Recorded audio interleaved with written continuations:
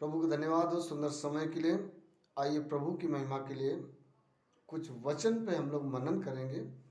आज का हमारा शीर्षक है प्रभु की सच्चाई का सुसमाचार।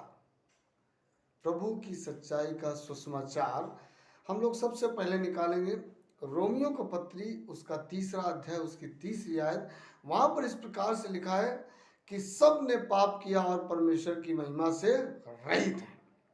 मतलब कोई भी ऐसा व्यक्ति नहीं है जिसने पाप ना किया हो। परमेश्वर के वचन में लिखा है सब ने पाप किया और परमेश्वर की महिमा से रहित है। जब हम सब ने पाप किया और हम परमेश्वर की महिमा से दूर हो गए, परमेश्वर से दूर हो गए, बहुत दूर हो गए, अब हमें क्या करने की जरूरत है। आगे लिखा है जब हमने जब पाप किया परमेश्वर की महिमा से दूर हो गए। और आगे रोमियो 6:23 में लिखा है क्योंकि पाप की मजदूरी मृत्यु है परंतु प्रभु में अनंत जीवन है। क्योंकि सच में जो हमने पाप किया है, मैं पापी हूँ, अपराधी हूँ, उसका जो मुझे जो उसका सजा मिल रहा है वो मुझे मौत है, उसका जो इनाम मिल रहा है वो मुझे मौत है। परंतु अगर हमने प्रभु यीशु मसीह को जान लिया, यीशु मसीह पर विश्वास किया, तो परमेश्वर का वचन कह रहा है कि प्रभु में अनंत जीवन है। परमेश्वर का धन्यवाद हो। आगे हम लोग पढ़ेंगे यशायाह नबी का किताब उसका 64 अध्याय उसकी 6 आयत में। वहां पर लिखा है हम सब के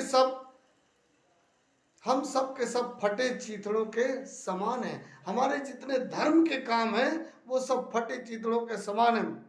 हम कितना भी धर्म का काम कर दें, अगर परमेश्वर का भय नहीं मानते, परमेश्वर पर विश्वास नहीं करते, हमारे जीवन में उद्धार नहीं है, तो ये सब कुछ बेकार है। आइए हम लोग आगे और देखेंगे।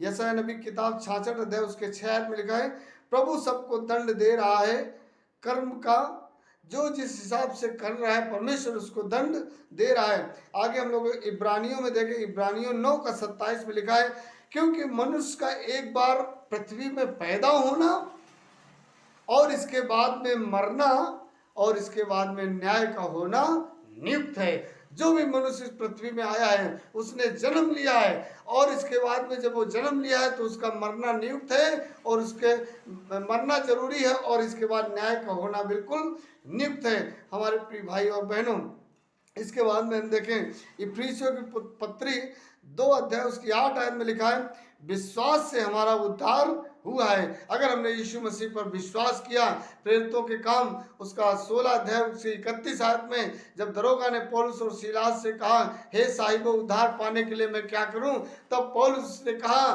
कि तुम प्रभु यीशु मसीह पर विश्वास कर तो तू और तेरा घराना उद्धार पाएगा। मेरे प्रिय भाई बहनों, जब हम यीशु मसीह पर विश्वास करते हैं परमेश्वर मुझे उद्धार देता है, आशीष देता है। और हम लोग आगे देखेंगे कि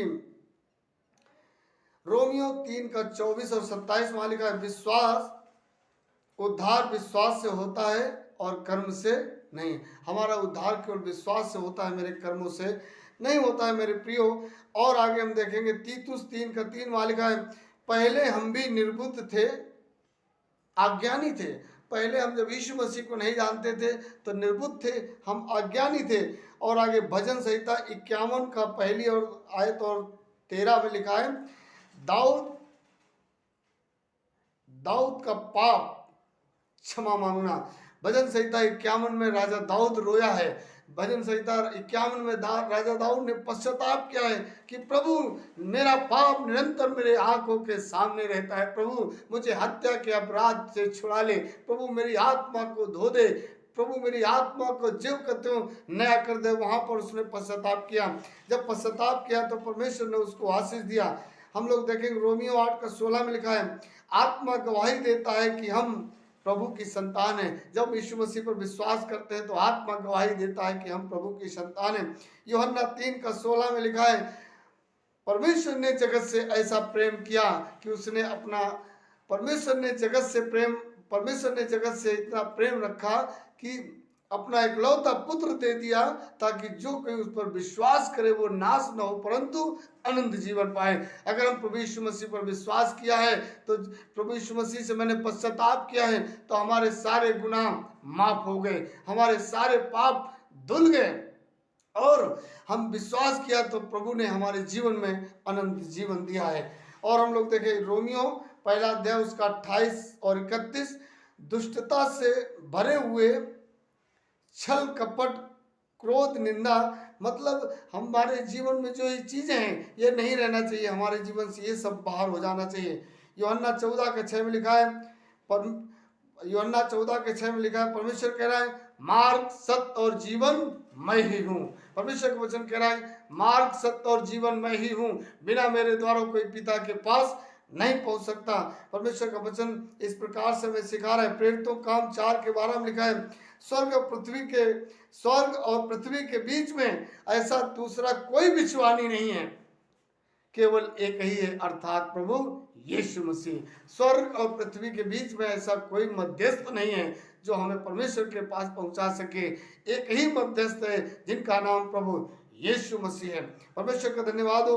1 तीमुथियुस 2:5 वहां लिखा है, 1 तीमुथियुस 2:5 में लिखा है स्वर्ग और पृथ्वी के बीच में केवल एक ही बिछवानी है अर्थात प्रभु यीशु मसीह। और हम लोग देखें मत्ती रचित सुसमाचार 7 अध्याय उसकी 13 और 14 आयत में लिखा है स्वर्ग का मार्ग सकरा है और नरक का मार्ग चौड़ा है।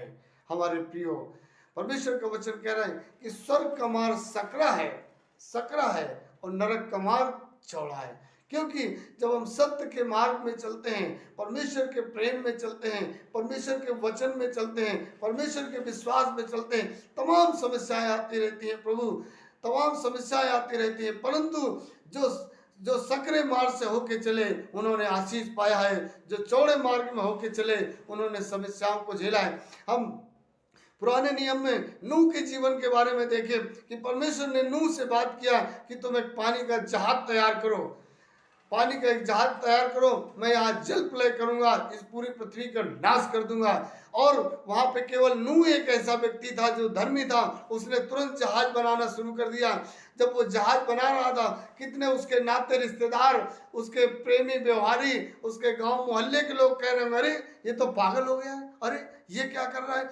दुनिया के लोग एक तरफ जा रहे हैं परंतु केवल एक बंदा केवल एक तरफ जा रहा है। अब थोड़ी देर के लिए विचार कीजिए कि एक तरफ से 1000 लोग जा रहे हों, एक तरफ से केवल 6 लोग आ रहे हों, अब बताइए वो उनका क्या सामना कर पाएंगे। परंतु वो प्रभु की सामर्थ्य है, वो प्रभु की ताकत है। वो लोग सकरे मार्ग में चले और सकरे मार्ग में चले और इसके बाद में वो खुद बचे। और आज दुनिया के अंदर जितना मनुष्य जाति है ये नूह की देन है। परमेश्वर का धन्यवाद हो कि आज के वचन से हमने सीखा कि परमेश्वर सबसे पहले मैं पापी हूँ। और जब हमने सीखा तो लास्ट में वचन से हमने सीखा कि हमें सकरे मार्ग में चलने की जरूरत है, परमेश्वर के प्रेम में, परमेश्वर के भय में, परमेश्वर पर विश्वास करने की जरूरत है। अगर हमने गलतियां की तो प्रभु से क्षमा मांगने की जरूरत है। आप सबको परमेश्वर इस वचन के द्वारा आशीष दे। आइए हम प्रार्थना करें।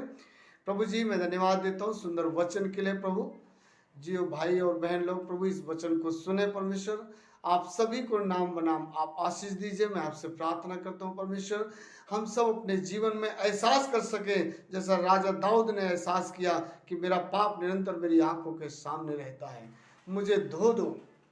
मैं प्रार्थना करता हूँ प्रभु आप सब पे दया कीजिए, आप अनुग्रह दिखाइए। बड़े विश्वास के साथ प्रार्थना यीशु मसीह के मीठे पवित्र नाम से मांगते हैं, आमीन। सो प्रभु यीशु मसीह का अनुग्रह, परमेश्वर पिता का प्रेम, पवित्र आत्मा की ना टूटने वाली संगति प्रभु यीशु मसीह के दोबारा आगमन तक हमेशा हमेशा तक होती रहे, आमीन आमीन आमीन। आप सभी लोगों को जय मसीह की। परमेश्वर आप सबको बहुत ऐसे आशीष दे। सीलो प्रार्थना भवन लालपुर कानपुर की ओर से मैं आपका हार्दिक स्वागत, अभिनंदन और वंदन करता हूँ। अगर ये वीडियो अच्छा लगे तो इसको लाइक और शेयर जरूर कर दें। धन्यवाद।